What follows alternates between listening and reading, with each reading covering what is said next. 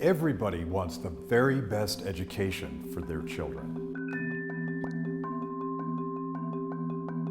To offer every eager young mind the opportunity to learn, to pursue knowledge, to think critically, and to develop the ability to solve problems. A successful education provides students the freedom and the tools they need to grow and develop their personal interests and abilities. You know, the stuff we all need to succeed in life. The key to getting education right is understanding that each child is unique and special, each with individual hopes and dreams and interests and abilities. When talking about education, we're talking about all the ways we can help one child at a time discover their path to success in adult life. So getting education right matters. That's why in the United States, we spend more money per child on K through 12 education than any developed country in the world.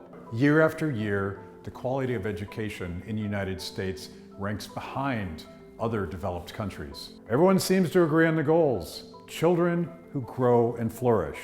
Everyone also agrees that we're not doing a very good job because too many get left behind. But on how to fix it, we don't seem to agree at all. Maybe it's the words we use.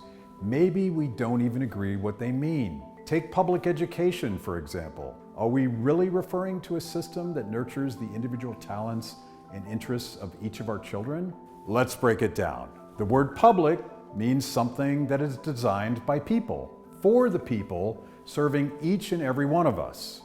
Education means learning, the accumulation of knowledge, and developing the ability to think critically. So far, so good.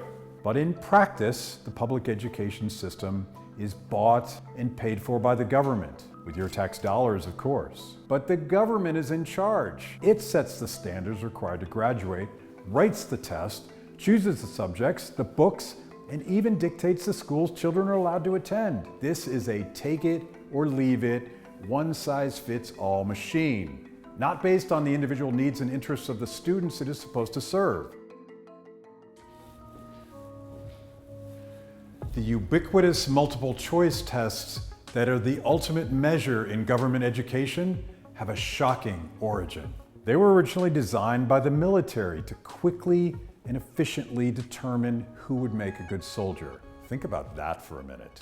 These tests sort children into silos. Who will follow orders? Who will conform to the system without difficulty? While these may work well as criteria for military recruitment, they are hardly capable of fostering the qualities that help students grow up to be successful members of the community. Workers, tradespeople, inventors, entrepreneurs, scientists, writers, artists, leaders.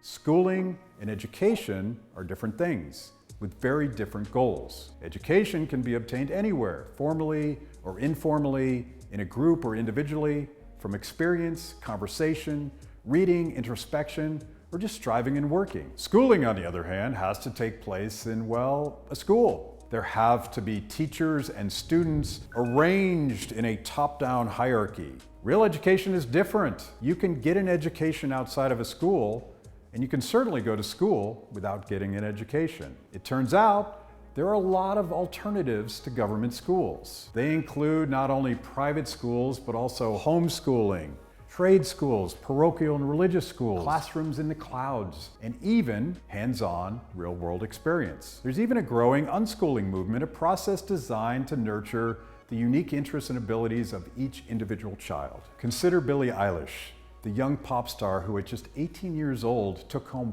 5 Grammys. She's the second youngest singer to ever win Best New Artist. Her education was different from most. "I've never been to school," she says. "I grew up homeschooled."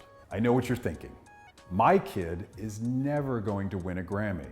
But could she become an entrepreneur?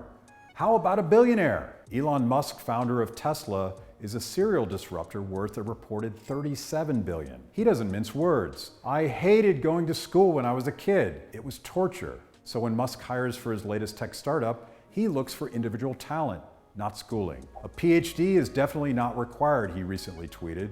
"Don't even care if you graduated high school." I know, most children won't become billionaires either. But that's precisely the point. We don't know. When's the last time a government school asked, what are you interested in? What are you good at? How can you succeed? When parents and children are free to choose, innovation creates different options people want and need. Why shouldn't we support educational systems that make choosing possible? A good education should teach you how to think. Government schools, on the other hand, just teach you what to think. We must do better. And it all starts with acknowledging the difference between a good education and just getting schooled.